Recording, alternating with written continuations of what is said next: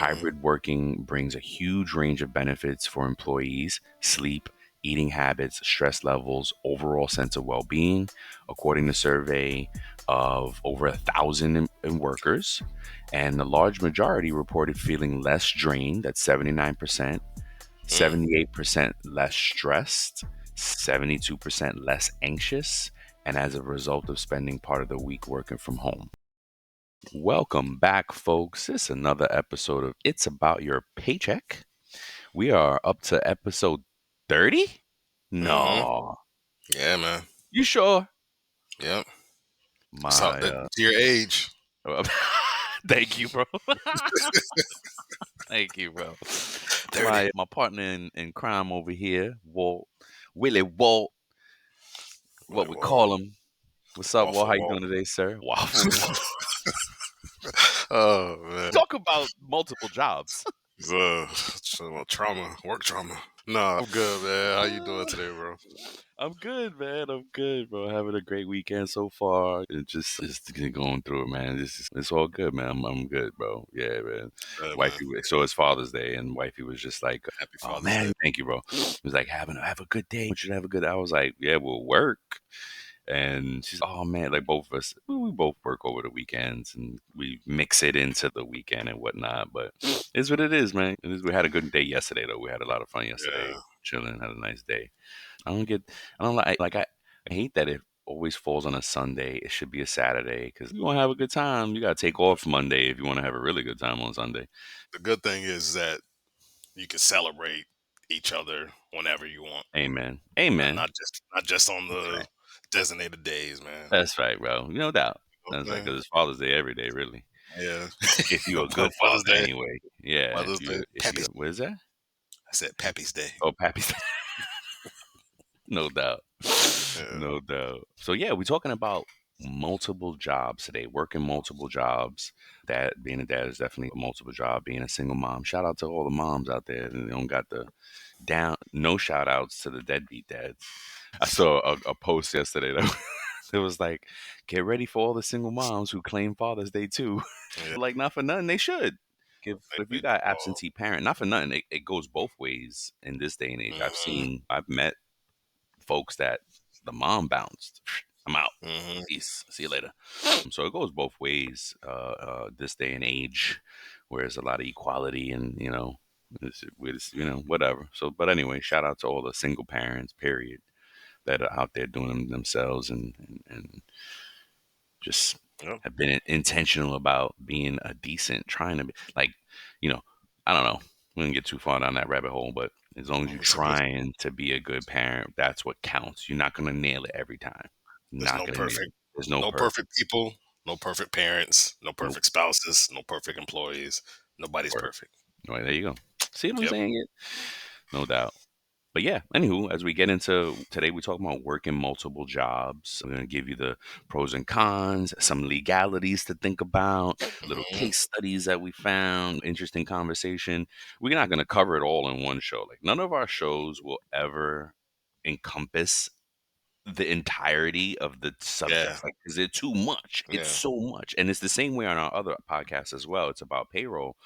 We try to give you all enough to go and think and be like, oh man, I need to research some stuff. I know what to pull on. Now I know what to Google. Now I know what to research, because it's way too much to So ever. much. Maybe now we're in 30 shows and we might have covered one subject in its entirety, but even we're up to 100 and change on the payroll show, and it's just always evolving. That's the beauty of it. That's what gives us like the motivation to keep doing this, because there's so much to talk about. And we just, again, I always say, like, when me and Walt started this, we were worried about running out of content. Right? I think Walt said something like, we're only gonna be able to do a few shows, Brian. I was like, I did say that. I agreed with you at that time. Yeah, you're right. Yeah, what can we do? Why it was because we try to come up with different ideas. What can we talk about? Oh man, Yeah. and we were limited in our own thinking about what the employee topics could be about. And yes. now we found out, there's so much stuff. So we're never much, going to run out of content. We will never, right. Yeah. So Exactly. So let's get into it. We have some pay news articles first, right? You're always going to give you some current events and news first. I believe Walt set me up. Yeah, here we go. Walt set me up first. Mine was interesting, right? Because it overlaps. It's about hybrid workers. Now, hybrid remote. I'm a big fan of remote and hybrid working. I Mm, thrived at home. It was something that I had always wanted to do early on is work from home because before the pandemic, it was like this goal that you had to work toward to ever even be able to do that. And honestly, I only thought I was going to get there like doing my own business. mhm. But the pandemic came and changed the game, but now we have companies that are really wanting to get folks back into the office. I'm not a fan of it. I'm not sure Mm, why companies feel that way. I do hybrid as a middle ground because there are some things that are the fellowship of it, the camaraderie of it, of yeah, yeah, seeing it so is cool. yeah. And then what gets me mad is that over the last few months, really, I've been hearing just negative articles about working from home. And I'm like, Hmm. dang, man. I was telling Walt the other day, even there's a job that, I'm sorry, there's a post on, I don't know, TikTok, whatever, the social media, where they're like, it's a video skit and they do the Soul Train line for somebody walking Yeah, through and the caption is when the 100% remote employee comes into work, and like it just sets like such a bad tone for, yeah, you know what I mean. And I'm just like, yeah, although it's a funny thing, this is why, come on. So anyway, yeah. I finally found a really good article that supports the name of the article, and it's from theguardian.com, and of course the link will be in the show notes. And the name of the Hmm. article is Hybrid Working Makes Employees Happier, Healthier, and More Productive. Studies show. Oh, study shows. So I'm just going to read a little bit of it. I love the stats that it talks about. So it says three quarters said going back to work 5 days a week in an office would damage their well being. Hmm. Hybrid workers make employees happier, healthier, more productive. And according to research among UK staff who divided their work week between home and the office, three quarters of those who work flexibly found they felt less burnout than when they spent their whole week in the office. Hmm. Hybrid working brings a huge range of benefits for employees: sleep, eating habits, stress levels, overall sense of well being, according to survey of over 1,000 workers. And the large majority reported feeling less drained at 79%, Mm. 78% less stressed, 72% less anxious, and as a result of spending part of the week working from home. Wow. Meanwhile, 86% said that the increase in the amount of free time that they had from no longer having to travel to work every day improved their work life balance and helped them feel that they could cope better with the challenges of daily life. In period, said the survey is from International Workplace Group. And Nice. a few more things here. Hybrid workers cited benefits including better, 68% said they have better quality of sleep, 54% more, they said that they exercise more, 8% says they have healthier meal Hmm. preparation, and 68% just overall better health. And then again, just to reiterate, three quarters of it, 75% of the employees said that going back to work 5 days a week would damage their well being. Yep. Yeah, I thought it was a great. There's more to it. If you want to dig into it, the link will be in the show notes. But how appropriate this article was overlaps on the multiple jobs that we're going to talk Yep. about. There's a remote piece in there that I'm going to address. I think Walt's going to start us off on this. Oh no, I'm sorry, bro. Your article. What do you have to share with us today? I just wanted to get some information about how many of Americans are working multiple jobs, and Mm, finance.yahoo.com had a good I was article thinking. Yep. on it, Yes. and it said right now, at the time of the article, there was 8.7 million Americans that now work multiple jobs. Yep. And I'm not, there's a lot of information here. I'm not going to go too deep into all of it, but I'm just going to go through it and let you know some stuff about why. And think it coincides perfectly with the topic that we have for Yep. multiple jobs today. So number one, there's a contrast with the stock market, right? So the stock market has been doing good, despite everything, according to this article by Yahoo, the stock market there's been optimism and stuff like that. So there's been contrast with how the stock market is. People are optimistic about that, but Americans are struggling. So there's that contrast. There's also a job. We have that jobs report that comes out from the government and stuff, Yeah. and they're saying there's a discrepancy between that because it shows job growth and declining employment, but it said it doesn't, however, reflect economic hardships that are faced by many Americans today. It said that the number of multiple job holders has increased at its highest since before the pandemic, increasing by hundreds of thousands per month, with 8.4 million in October. And now it's at, I think at the time of this article, it was at, which was written in December, I think, or January, it was at 8.7. So it might be even higher now in the present moment, just in those 2 months, it went up. Wow. And so I did a quick, because they didn't have a stat in the article that I saw, but there's estimated 161 Americans as of December 2023 were working. So if you do the math, 10% of that is 16 million, and then Okay. half of that would be that 8 million people that are working multiple Multiple jobs. So that. 5%. 5% of So it the doesn't seem workforce. doesn't seem like a lot, but it's slowly Yeah. creeping up. And Is- then yeah, yeah. And the article also went to talk about economic pressures that people face, the economic gap widening with less financial stability, increasing for many. And then it had talked about some broader implications about like how that impacts consumer spending, mental health, and overall quality of life. It talks about poverty and economic strain. It says that in 2022, almost 40 million Americans were living in poverty. So think about that. If 100 and something, 160 million Americans are working, and 40 million of those people are living in poverty, that's a big chunk of those people, right? Yep. That's almost 30% living in poverty, Yeah. right? So And you got to think about that. Go ahead. no, because it sounds so bad. Not that isn't bad, but the poverty is defined as a wage that folks get, or like a income that they bring in. Doesn't mean that they're like Hmm. living in dirt huts, right? It Hmm. just means that their wages are below a defined poverty level. And I Yeah. believe the last time I checked, it was like at 12 grand a year or something like that. If you made 12,000 or less a year, I'm gonna look it up while Walt continues.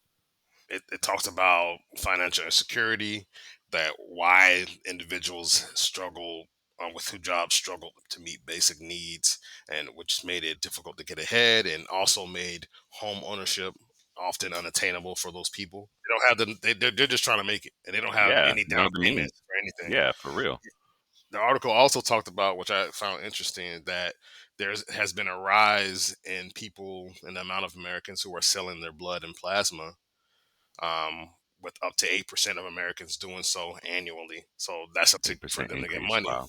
Yeah. And there's another piece of the stat that said that kind of coincides with the 11% of Americans that live below the poverty line. Yeah. Those are probably some of the same people that Yeah, are selling for their sure. blood just having to make some money. I'm just going to, Yeah. let them drain me. But it's the plasma though, because Hmm. because wife used to work for the blood center, so the blood not so much, but it was the plasma that really that was like not serious money, but I remember her saying, "Oh Hmm. no, you get money for that, and it's a different thing." And but whoever, just fun fact, whatever. Yeah. Yep. And again, they touched on the stock market and how the stock market has been, like they've seen a 20% increase in the stock market, so it's been good. But like inflation, you and I are feeling this. Everybody that's connected with us, that's most likely working jobs right now, that is not in the 1% of high earners or whatever it is. We're all feeling it. We're all Yeah. feeling Heck inflation, and yeah. we're all going through it, right? Heck yeah. Yeah, man. So that's all I have. Oh, was that damn? You went that through that quick. Hmm. The poverty level in 2024 for one person is $15,000. So if you make 15,000 or less, Hmm. $15,060 is the exact number. So that's what, And like 750, seven something an hour. Yeah, I get minimum wage, right? I get Yeah. federal. Basically, if you make federal minimum wage, you are poor. Yeah, that's right. You're absolutely right. It is about minimum wage. That's sad. It's just like No, it's see, you getting like me laughing when it's like when it's so uncomfortable, right? Like I'm it's laughing laughing because it's to keep crazy. from crying, laugh to keep from crying, because that Yeah, is crazy. But it kind of, I think folks have to remember it does not justify it, okay? yeah, But this yeah, is why capitalism is good and bad. America's built on capitalist system. Now, folks who are very heavy into politics can argue, "Oh no, we're part socialist, we're part dictator." Yeah, sure, sure. I'm not a political intellect, so I can't argue with you.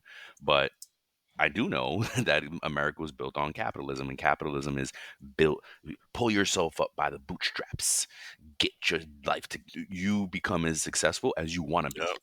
You put the work in, you'll be and for the most part, it is true. Sometimes it takes a little longer for others to crack that egg and really make an omelet. Wow, look, I'm yeah. just making up, but you know, that's what it was built on. So I'm not surprised that minimum wage keeps you at the poverty level.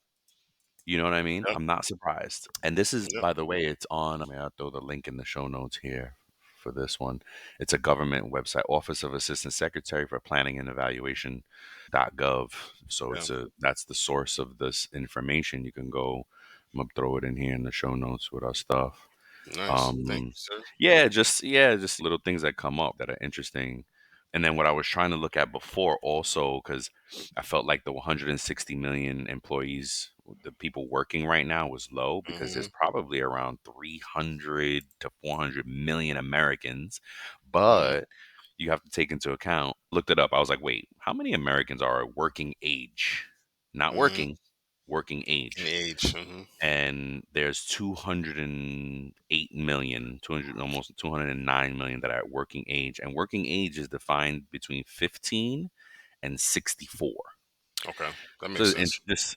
just interesting. But now that does not say that that's not counting disability. Who now of that group who are able to work? Because you Yeah, may be who are able, 64, you may not be who are able to work. You may be retired, 15. retired, Yeah. Not don't have all a job. 15-year-olds are working. Yeah. Yeah, So 160 million, then it makes more sense that yeah, 160 million folks are working, maybe around half of the population of Americans. that's awesome. Thank you Um, for doing that. Yeah, yeah, no, just little things to think about. Um, so yeah, we're gonna, I guess, get a little bit more into it now with the multiple job piece. So you want to start us off, sir? but before we do, we got a message from our sponsors. Right? Oh, wait, yes. Where is it Yeah, though? it's right here. Is Um, it? Oh, boom! I did not see it. There we go. Sorry. Yeah, hmm, message from our good folks at Time Track Go. Shout out to all the folks there. They're extending their free 1 month trial, and it's hmm, as a result of a new law that's coming into place effective July 1. The salary threshold is being raised from 43,888 $43,000 to $58,000. And this means basically if you're a salaried employee now and you make under $58,000, look out, start talking to your HR. If your HR hasn't talked to you already, you might want to get a heads up on what's going to happen with your salary or your designation as an exempt employee. So salary and exempt are synonymous for the most part, meaning if you're a salaried employee, you are most likely exempt from overtime. Means yeah, you do not qualify for overtime, but there's certain thresholds and testings that apply to make that true, right? yeah, So the DOL has a testing thing, and so that salary threshold is going to increase on July 1, and your company will have to make a decision on whether they're going to raise your salary or make you overtime eligible. mm-hmm, Okay. So either way now, and unfortunately, folks, if you're at $44,000, this is because the threshold is $43,888. I don't know how they come up with these numbers. Just round it out. Like what? yeah, Anywho, if you're there, you're most unfortunately, my guess is you're gonna become overtime eligible because it's yeah, a big jump to now raise your salary almost $20,000, Yep. right? They're most likely not going to do that, folks, unless there's one of you at that company and you're amazing. Like it is, because you think about it, most big companies, they got a bunch of salaried people at that number, and they can't afford it. So yes, it depends on your industry and everything. So your job should do their research, and they should be doing testing from the point Yeah. of, like, for OT example, they should say, okay, what is our average OT? Like like how is that going to impact? Do we have are Yes. we in an industry that these people work a lot of hours? Might be prudent or beneficial for them to To raise raise you. your That's a salary. good point. Thank you for saying that. See Walt coming with the good news. But I Time Track Go is being very thoughtful about this and is saying, you know Yeah, what? We may have a lot more folks out there that are gonna need the time system. So yeah. go out and check out Time Track Go, and Walt can finish it off from there. Yeah, because as Brian was saying, that means that there may be millions of people that are going to be required to track time and attendance now. Yep. And so, whether you're new to it or you're just looking to make a change, Time Track Go really provides a great, simply better solution that can have you up and running in a matter of minutes, right? So, Yeah. if you follow the link in our episode notes, you'll also be able to get your first month free, which I think is really awesome. So, don't Yeah. miss out. Take advantage of this special offer. Use the link in the show notes that we just spoke of to start your 14-day trial in the month of June to qualify for that first month free. So if you want to learn more, you can go to www.timetrackgo.com. That's www.timetrack go.com, or you can call 888-321-9922. Let's get it. Let's go. Let's go. Thank you guys at Time Track. All right. And now Yes. we will get into it. Let's get it. Let's get it. All right. Again, we're talking about working multiple jobs. Hmm. Um, and Walt is gonna has put some pros and cons together. I got And some legal stuff that I'm gonna talk about, and some what else? yeah, What you got? some considerations we gotta Ooh, yeah, I talk see about. that now. Yeah. Yep. Yeah. All right, cool. We'll take us through it, man. All right. So I'm gonna start off with the pros, and then we're gonna go to the cons. Probably Build them Brian up gonna and break them shift to. down. Sorry. Yeah, build them up, break it down. All right. So the pros. It's four pros, right? Of course, there could be more. These are just Yeah, right. something to think So, about. Yeah. so number one, the positives, right? You get more money. We're living in hard Uh, times. We need to make yeah. ends meet, working multiple jobs. You can cover more expenses, pay off that debt, or save for future goals. Sometimes there are people who are in decent positions and they're like, you know what, I need that second job so I can have Yeah. the lifestyle that I want, so I can save for the future, so I can retire Yeah. and those different things. And the second pro is it'll help you develop those skills. So working in different roles can help employees. You can get a diverse skill set. You can be a I like that. professional during the day and then and then be a blue collar person at night or in the evening, Yeah. or do a gig Or vice economy, versa. do Yeah. Uber or whatever, Yeah. vice versa. And then I like. those, go ahead. No, no, I like it. I like it. Sorry. Oh, and then number three, it provides opportunity to network, right? You never know who you'll possibly meet Yep. in those and working those multiple jobs, right? You may run into somebody that's gonna take your life in a different area or whatever just by working those multiple things, and you can build a broader professional network that way Right. potentially. And then number four is it adds a little bit, and if you think about it, adds a little bit of job security, like by having multiple sources of income. Because hey, okay, if I lose one, then maybe I can just go full time at the other one. Or if you're savvy and you work two full time remote jobs, you'll have something else to We're gonna fall talk on about that. Yep. because there's some people that are doing that. So that's the pros. Brian's gonna cover the cons real quick. All right. So some of the cons are, um, of course, increased stress and fatigue. It is what it is, which also leads to number two, which is limited personal time. If you do what you love, it may not be a problem, but if you're doing two things you hate, then your stress and fatigue will increase, your work Yes. satisfaction decreases, and then of course number three is it could lead to potential burnout. You're Mm. just nobody is a machine yet. Cyborgs are not here yet. You're You gonna did number two? I did number two, yeah, limited personal time. Okay, okay, Yeah. okay.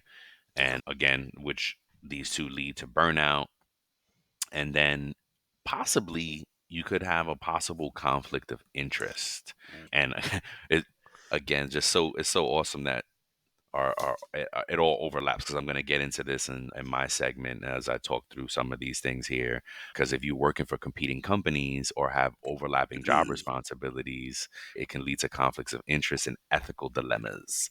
So Ooh. be careful there.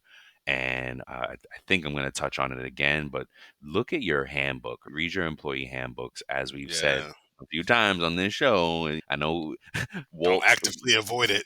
Don't actively avoid it. Walt discovered 67% of employees actively don't read it.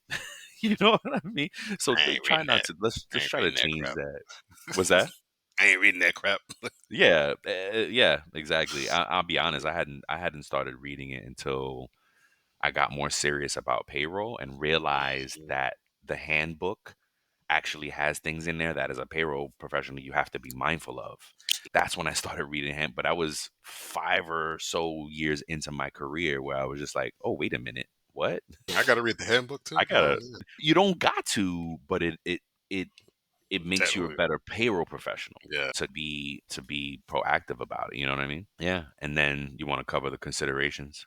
Yeah, we'll go through them. So some considerations, and then we'll elaborate on these a little bit more, especially the legal parts of it. Yeah, I got So some legal stuff. Yeah. we talked on it already. Work life balance, right? That like that limited personal time. Like yeah, Burnout. so, Yep. yeah, burnout. So you want to evaluate whether the additional income is even worth it to you, Yes. like how it might Yes. impact your personal life or your health. There's a Yep. saying that Brian and I came up with: "All money ain't good money." Word. You know what I'm saying? Word. So I think Brian said the other day, and I just held on to it like all money ain't good money. Another thing real quick about it Mhm. is do the math. If Because I remember at one point I had somebody on my team that kept wanting to do a second job, right? He worked Yes. for me hourly and he kept wanting to do a second job, and I'm like, and I had to tell him, yo, that you could actually do overtime here with Yeah. us, and that Yeah. would kind of, you could do That, less of the second job. yeah. Right. So do the math first, because if you have opportunity to do overtime, I'm not saying that it's guaranteed and that it's mandated. Mhm. If you have an opportunity to do overtime at your first job, remember you're getting time and a half for Yes. overtime. That's a great So call out. That's a call do out. the math, and you may not need a second job if you have opportunity to do more overtime at your first job. Just think, See, that's a good consideration. consideration. That's a good Exactly. consideration because don't when you have to think about it, and yes, you may work at a stressful job, like Brian was saying, yes, and maybe this and maybe that. You may not even like some of your coworkers or your boss, right? But that's something you got to get past. You honestly have to get past it Almost because made me spit because my coffee out. to make your ends meet, right? Like so, Yep. think about that. If I'm making a Oh my pretty good gosh. chunk of change per hour and I'm hourly, or if I'm Yep. salary non-exempt, because there are some situations where you're Yeah. salary non-exempt too, Yep. and that's Basically hourly though, but yeah. and so and like say you work part time, say you only work 2 or 3 hours a day at the other part time job. Well, that might, like Brian was saying, that extra hour per day at your other Yep. job, or coming in on a Saturday and Yep. collecting that OT on a Saturday might outpay that the other job The you're doing. whole other job. Something to Exactly. consider, right? Exactly right. Do the Great math. call Yep. out, Brian. Yep. Yep. Two. Oh, I'm sorry. Oh, Go no, ahead. go ahead. No, go ahead. No, I was just gonna say nursing is a great example. When my wife was a floor nurse, she would always be like, "Oh, I'm gonna get a second job. I'm gonna get a second job. Just pick up a shift at your job." And they'll always have to remind her, "Just pick up another shift."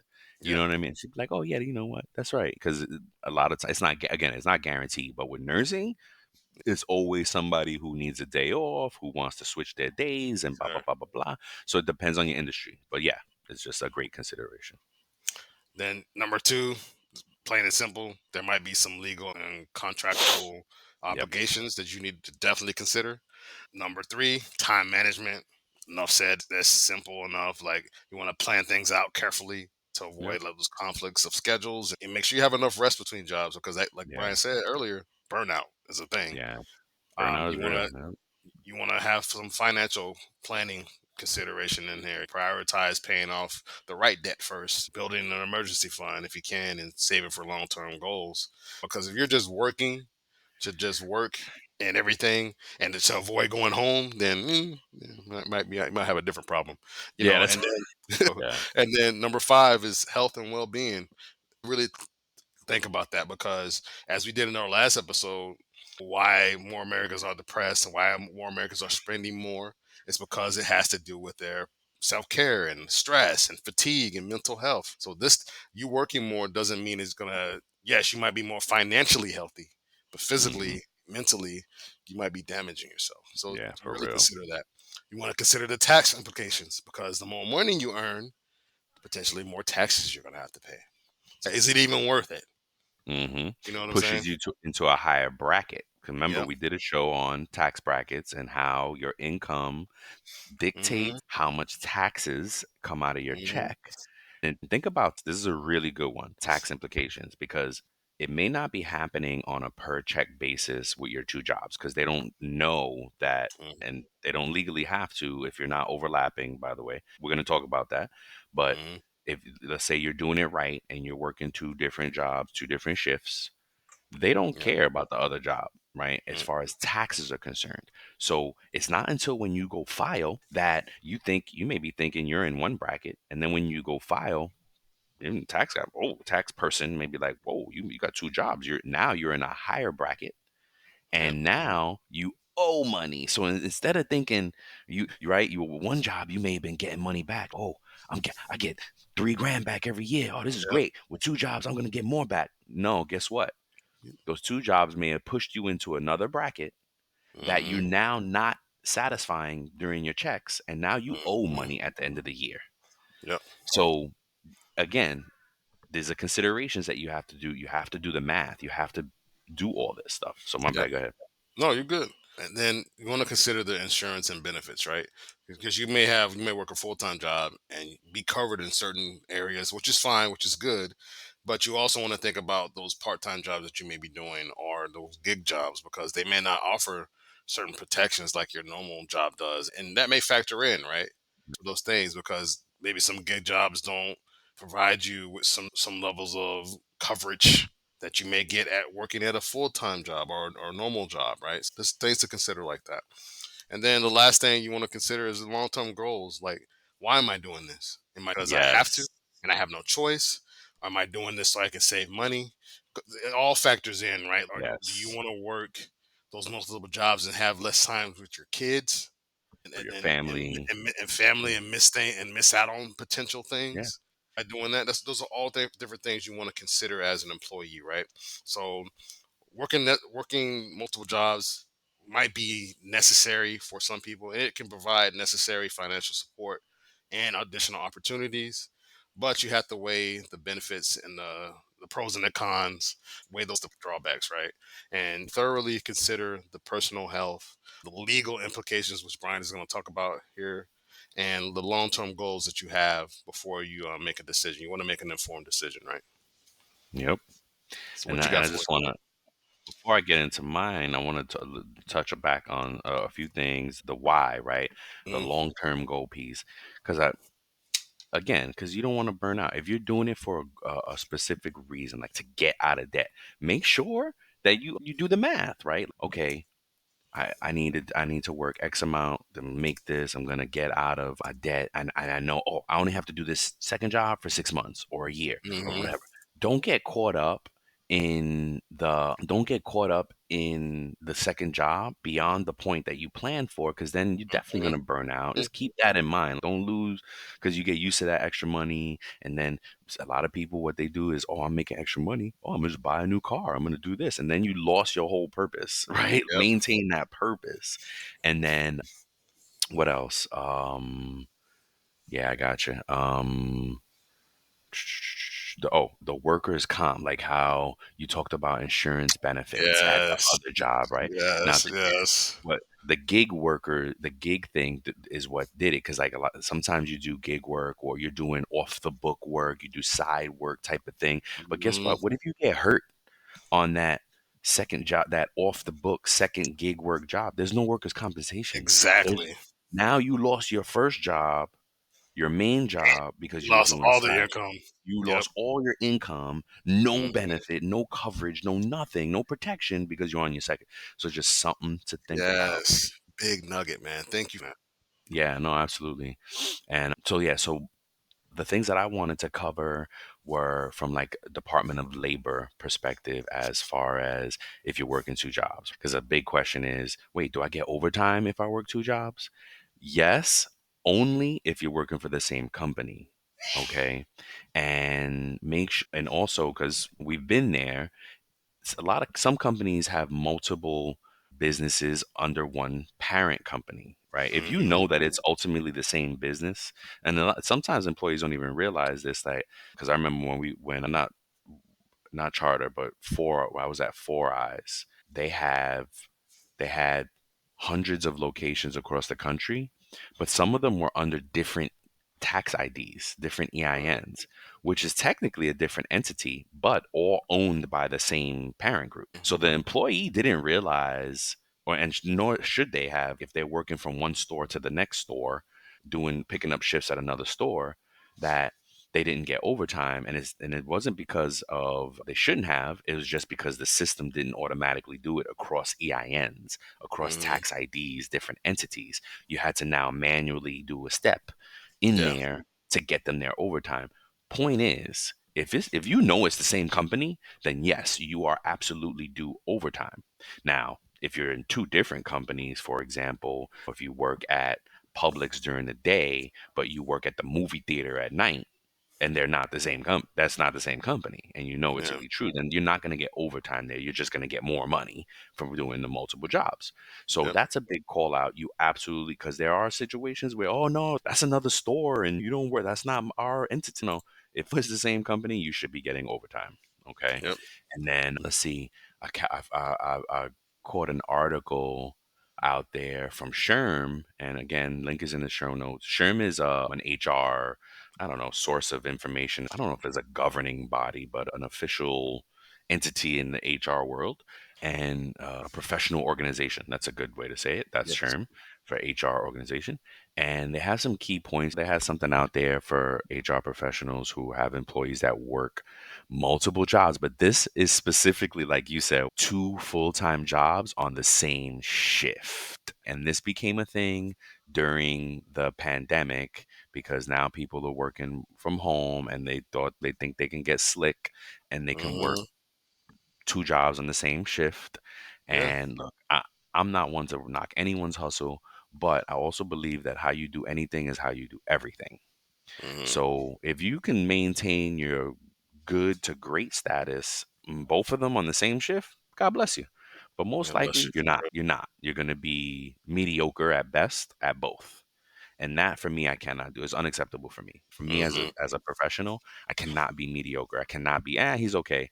I have to be, yo, he's really good at his job or he's great at his job. If not, I don't want to do it. Mhm. I'm not doing it. No, I And that's anything, right? That's how I do anything. If I'm not good or great at it, I don't want to do it.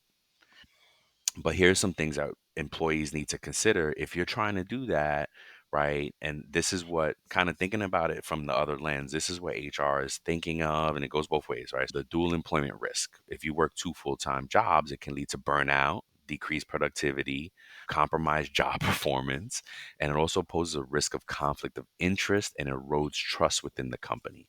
If you know your coworker is doing that, they're gonna be like, this dude getting over, you don't trust them anymore. You know what I mean? There's a lack of trust there because, wait a minute, I don't want to give it to them. I don't want to collaborate with them because they're working two jobs, something like that. Now, if you are doing this and you're worried about getting caught, your employer does have to verify this, okay? They can't do it on speculation. They, like most things, when a company terminates you or has anything, they must have cause. They must have documented cause. We talk about employment. Oh, I'm in employment at will state. Yeah, that doesn't mean they can just fire you at will without Mhm. cause, okay? It just means they can A fire you call out. with cause without Good having to call. go through a legal battle of it. Good call out. If your job has the documentation and the backup for cause, you're gone. You're gone. Yep. If they You're specifically, out. you're out of here. If they can point to the days and times and incidents, if they can point to the fact that you've impacted financial productivity and all, you're out. Mhm. So same thing applies here. They have to verify that you actually do have two jobs overlapping, right? Now, Mhm. this again, I'm the call out. This is two jobs that are on the same shift. Yep. Okay. If you have different shifts, it is okay and it's legal and it's fine.